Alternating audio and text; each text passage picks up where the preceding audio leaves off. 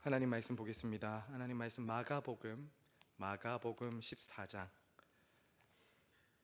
43절부터 52절 말씀입니다. 어제 말씀에 이어서 오늘 계속 말씀 보겠습니다. 마가복음 14장 43절부터 52절.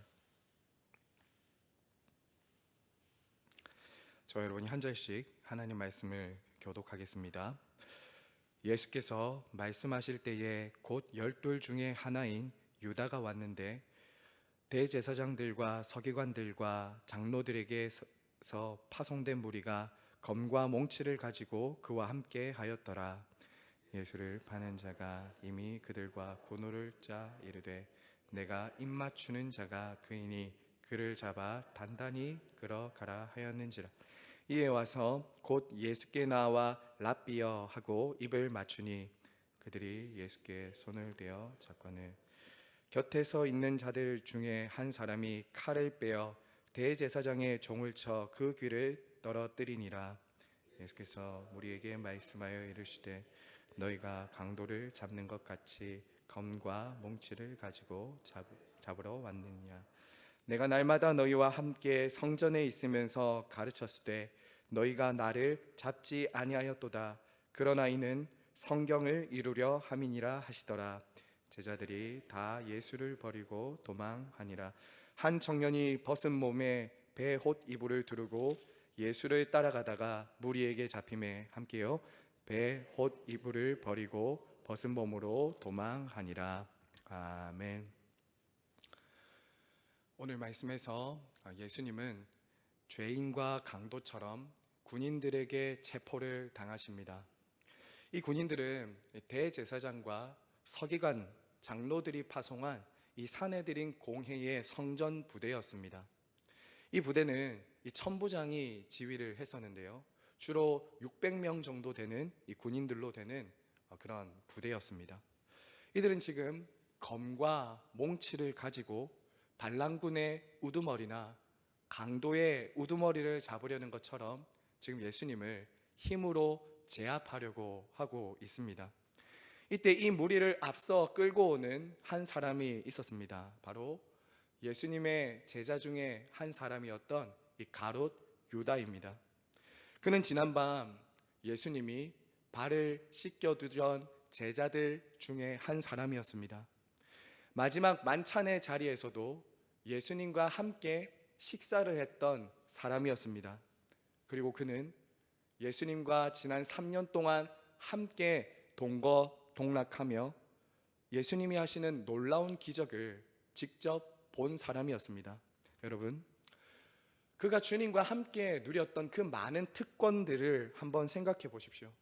그가 예수님과 함께 누렸던 나라들과 특권들이 어떠했겠습니까? 하지만 지금 그는 예수를 파는 자가 되었습니다. 유다가 왜 예수님을 팔았습니까? 예수님에 대한 자신의 기대가 무너지자 더 이상 예수를 따를 이유가 없었기 때문입니다. 그는 예수가 자신을 위한 그 정치적인 메시아로 이 자신에게 돈과 명예를 가져다 줄 것으로 생각했습니다. 하지만 그런 자신의 뜻과 생각과는 다른 방향으로 가시는 이 예수님을 볼 때 그는 더 이상 예수를 따를 이유가 없었던 것이죠. 아니, 함께하고 싶지 않았던 것입니다. 그래서 그는 은 30이라는 이 하찮은 돈에 자신을 부르시고 곁에 두신 하나님의 아들 예수 그리스도를 팔아버리는 배신자, 변절자가 된 것입니다. 여러분, 그가 얼마나 비열하고 이 모렴치하게 배반했는지 그가 예수님을 넘겨주는 그 군인들과 짠 그 구호를 보면 알 수 있습니다. 그가 어떻게 우리 주님을 넘겨줍니까?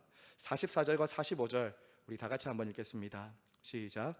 예수를 파는 자가 이미 그들과 고노를 짜 이르되 내가 입맞추는 자가 그이니 그를 잡아 단단히 끌어가라 하였는지라. 이에 와서 곧 예수께 나와 랍비여 하고 입맞추니. 여러분, 유다는 입맞춤이라는 신호로 예수가 누구인지를 군인들에게 알렸습니다. 당시 입맞춤은요, 유대인들 사이에서 우정과 애정 어린 통상적인 인사였습니다. 특별히 입맞춤은 낮은 사람이 높은 사람에게, 제자가 스승에게, 종이 주인에게 하는 존경과 사랑을 담은 그런 인사였습니다. 하지만 유다는 지금 어떻게 합니까? 자신이 그처럼 따르던 예수님께 입맞추고 랍비어라고 하며 자신의 스승을 철저히 조롱하면서 버리고 있는 것이죠. 사랑하는 성도 여러분, 우리는 오늘 이렇게 파렴치하게 예수를 버리고 있는, 배반하고 있는 제자들, 그리고 유다의 모습, 특별히 유다의 모습을 볼 때 어떻게 이렇게 할 수 있는가? 분노를 금할 수 없습니다. 하지만 여러분, 오늘날에도 우리 예수님은 입맞춤으로 배반당하고 계시다라는 것을 알고 있습니까? 지금도 사람들은 자신이 기대한 것과는 다른 예수님을 만날 때 예수님께 입맞추고 떠나갑니다. 독일의 신학자이며 목회자였던 본헤퍼라는 목사님은 이렇게 말을 합니다. 한번 잘 들어보십시오. 그리스도는 항상 입맞춤으로 배반당한다. 예수와 끝장내고 싶다는 것은 언제나 조롱하는 자들과 함께 무릎 꿇고 랍비어 안녕하시옵니까? 라고 말한다는 뜻이다. 예수를 만난다는 것에는 두 가지 가능성만 있을 뿐이다. 인간이 죽든지 아니면 인간이 예수를 죽이든지. 사랑하는 성도 여러분, 둘 중에 하나입니다. 둘 중에 하나이지 중간지대는 없습니다. 가룟 유다를 보면, 우리는 가룟 유다를 보면서 이 신앙생활을 자신의 만족과 유익, 자아 성취와 성공을 위해서 할 때 언제든지 예수님을 배반하고 부인할 수 있다라는 것을 우리는 보게 되는 것이죠. 성도 여러분, 우리는 이 가룟 유다의 모습을 보면서 먼저 우리 자신을 정직하게 돌아봐야 하겠습니다. 우리는 적어도 유다처럼 이런 극심한 배반이나 변절은 아니더라 할지라도 잠시 나의 만족과 유익을 위해서 잠시 주님께 입 맞추고 돌아서서 내가 원하던 것을 가지려고 했던 적은 없었습니까? 우리는 가룟 유다를 통해서 주님을 믿고 따라가는 것이 나의 기대나 유익을 위함이 아니라는 것을 우리는 기억해야 합니다.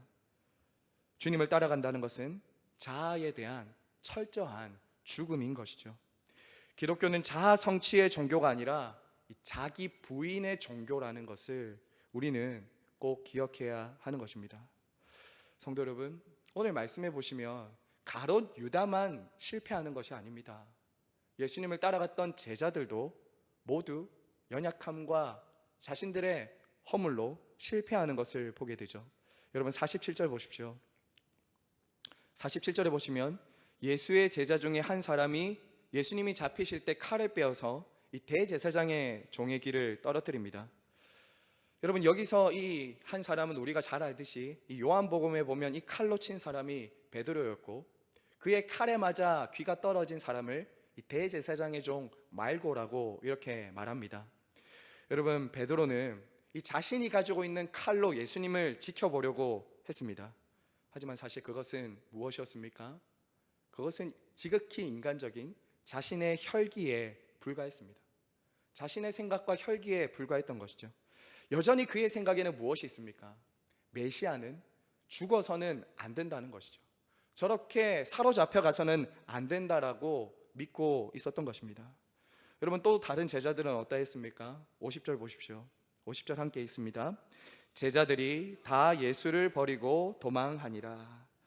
여러분, 이들 모두가 그 전날까지 어떤 사람들이었습니까? 모두 다 예수님을 따라 죽으면 죽었지 결코 부인하지 않겠습니다라고 호언장담했던 사람들이었습니다. 하지만 지금 그들은 어떻습니까? 모두 다 예수를 부인하고 버리고 있습니다. 51절과 52절 밑에 보면 이 한 청년이 나옵니다. 한 청년이 벗은 몸으로 이불을 두르고 예수님을 따라가다가 잡히게 됩니다. 그러자 어떻게 하죠? 그 이불을 버리고 벗은 몸으로 도망쳤다라고 말합니다. 이 청년이 정확히 누구인지는 알 수 없습니다. 어떤 학자들은 아마 이 사람이 이 책을 썼던 마가가 아니었을까라고 이렇게 추측을 하기도 하는데요. 물론 그에 대한 정확한 정보가 없기 때문에 우리는 누군지 알 수 없습니다. 여기서 중요한 것은 무엇이냐면요, 바로 예수를 따르던 모든 제자들이 그처럼 부끄럽고 수치스럽게 모두 다 예수를 버리고 도망갔다라는 것이죠.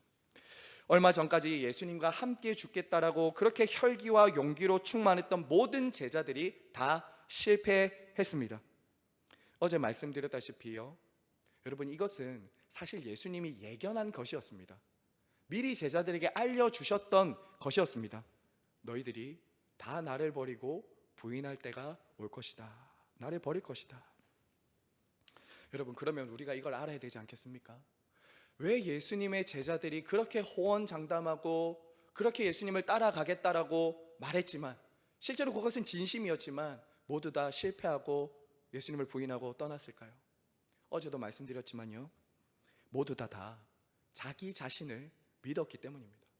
자기 자신을 믿었기 때문이에요. 주님은 이미 전날 밤에 너희들이 나를 버리고 떠날 것이다 라고 그들의 한계와 연약함에 대해서 말씀해 주지 않았습니까? 주님께서 그렇게 먼저 말씀하신 이유가 무엇입니까? 그때를 감당할 은혜를 구하라는 것입니다.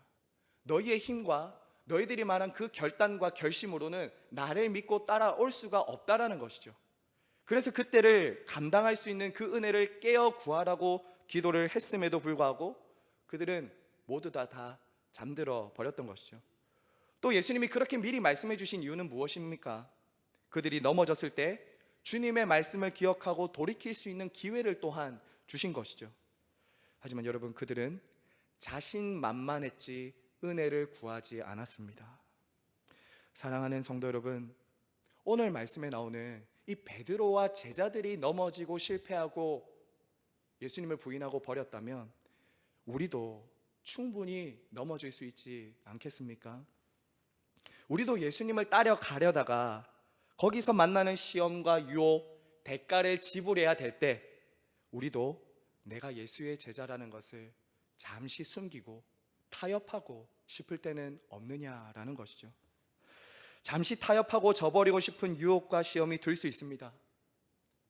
입술로는 예수님을 주님이라고 시인했지만 삶에서는 부인하고 넘어질 수 있는 것이죠. 아니면 베드로처럼 나의 혈기로, 나의 힘과 방법으로 나 자신과 우리 가정과 교회를 지켜보려고 하다가 좌절할 수도 있습니다. 그래서 우리는 먼저 우리들도 제자들처럼 믿음으로 인해 삶에 닥쳐오는 여러 가지 시험과 문제 앞에서 넘어지고 실패하고 실수할 수 있다는 것을 이 시간 겸손히 인정해야 합니다. 주 안에서 살아가는 성도 여러분, 신앙생활은 결코 나의 결단이나 용기로 하는 것이 아닙니다. 우리는 철저하게 주님의 은혜를 의지해야 주님을 따라갈 수 있습니다. 날마다 겸손히 우리 자신의 연약함과 한계를 인정하고 주님의 은혜가 없이는 이 길을 갈 수 없습니다라고 그 주님께 나아가야 하는 것이죠. 물론 때로는 그 길에서 넘어지고 실수할 수 있습니다. 하지만 다시 우리를 일으키시고 은혜를 베푸실 주님을 기억하시면서 다시 그 주님의 손을 붙잡고 일어나는 것, 그 여정이 우리의 신앙생활이다라는 것 우리가 다 기억해야 하겠습니다. 성도 여러분, 끝으로 우리가 하나만 더 보겠습니다. 지금 예수를 파는 유다를 봤고요, 그리고 예수님이 잡혀가실 때 모두 다 부인하고 버리는 제자들을 봤습니다. 그럼 이제 예수님이 어떻게 하시는가 우리 한번 보시죠. 여러분, 이처럼 모든 제자들이 예수님을 부인하고 버릴 때, 도망가고 있을 때 우리 예수님 어떻게 하십니까? 예수님은 저항하지 않으시고 순순히 끌려가십니다. 순순히 자신을 내어주십니다. 참 병사들의 손에 이처럼 무기력하게 끌려가는 예수님을 볼 때 참 나약한 인간처럼 보이지 않습니까? 사실 우리 예수님은 다른 복음서에도 말했지만 수많은 천군 천사를 부르셔서 자신을 잡으려고 했던 그 군대들을 물리치실 수 있는 힘과 권세도 있으셨습니다. 하지만 우리 주님은 그렇게 하지 않으셨죠. 아무 죄가 없으신 우리 주님께서 자신을 죄인들의 손에 넘기십니다. 한낱 인간들에게 자신의 운명을 맡기신 것이죠. 왜 그렇습니까? 왜 그렇게 우리 주님이 자신을 내어주신 것입니까? 바로 하나님 아버지의 뜻을 이루기 위해서, 이것이 바로 성경을 이루는 것이기 때문에 우리 주님은 당신을 내어주신 것이죠. 49절 마지막은 이렇게 말합니다. 이는 성경을 이루려 함이니라. 예수님은 친히 말씀하셨습니다. 예수님은 친히 말씀을 이루신 것이죠. 어제 우리가 함께 수요 기도회 때 묵상했던 52장, 이사야 52장 12절을 성취하신 것입니다. 제가 다시 한번 읽어드리겠습니다. 이는 그가 자기 영혼을 버려 사망에 이르게 하며 범죄자 중 하나로 헤아림을 받았음이니라. 그러나 그가 많은 사람의 죄를 담당하며 범죄자를 위하여 기도하였느니라. 정확히 이 성경의 말씀을 이루기 위해서 주님은 지금 당신을 내어주시는 것이죠. 그런 의미에서 겉으로 보면 어떻습니까? 가론 유다의 주도 면밀함, 군인들의 힘에 의해서 예수님은 지금 사로잡혀 가는 것 같지만 그렇지 않습니다. 바로 우리 하나님과 예수 그리스도께서 이 모든 상황의 주도권을 가지고 계시면서 하나님의 말씀을 성취하고 있는 것이다 라는 것이죠. 사랑하는 여러분, 말씀을 맺겠습니다. 이 땅에 오신 예수님의 생애는 그야말로 우리를 구원하기 위한 십자가로 가는 여정이셨습니다. 십자가로 가기 위한 길이었습니다. 당신은 죄가 없으셨지만 죄인처럼 수치스럽게 사로잡혀서 끌려가셨습니다. 예수님은 그 길에서 자신을 따르던 모든 제자들이 배반하고 버렸지만 그분은 그 길을 끝까지 묵묵히 가셨습니다. 혼자가 되셨지만 그 길을 가신 것이죠. 왜 우리 주님이 그렇게 하셨습니까? 바로 지금 저와 여러분을 구원하기 위해서였습니다. 예수님은 자신의 뜻이나 편안함보다 항상 하나님 아버지의 뜻을 우선시하셨고 자기 백성들을 그들의 죄에서 구원하는 것을 가장 중요하게 여기신 것이죠. 그러므로 잠시 이 땅에서 당하는 고난과 외로움, 배신, 상처와 수치와 고통을 다 감당하신 것입니다. 사랑하는 성도 여러분, 이처럼 큰 구원을 받은 저와 여러분, 이처럼 큰 구원을 받은 저와 여러분 어떻게 해야 합니까? 감사와 기쁨으로, 나같이 구원받을 자격이 없는 나를 위해 이처럼 자신을 내어주신 예수 그리스도께 감사와 기쁨으로 찬양하며 영광을 돌려야 마땅한 것이죠.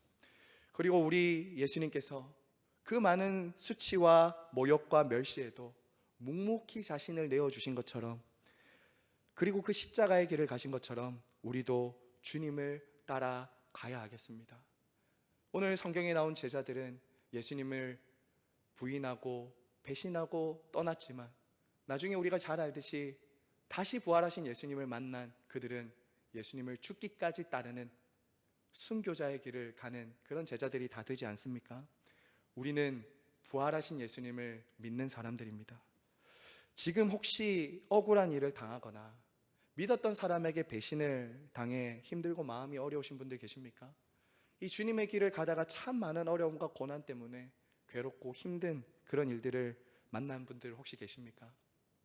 주님을 따라가는 이 길에 실패하고 실수하고 넘어져서 어려우신 분들 계십니까? 그렇다면 이 시간 여전히 우리를 사랑하시고 여전히 우리 인생의 모든 주도권을 가지고 계신 그 주님을 의지하며 그분의 이름을 부르시길 바랍니다. 그렇게 할 때 우리 주님은 그 길을 가는 저와 여러분을 결코 혼자 내버려 두지 않으시고 그 길을 끝까지 갈 수 있도록 우리의 손을 잡아주시고 우리와 함께 하실 것입니다. 함께 이 시간 기도하겠습니다.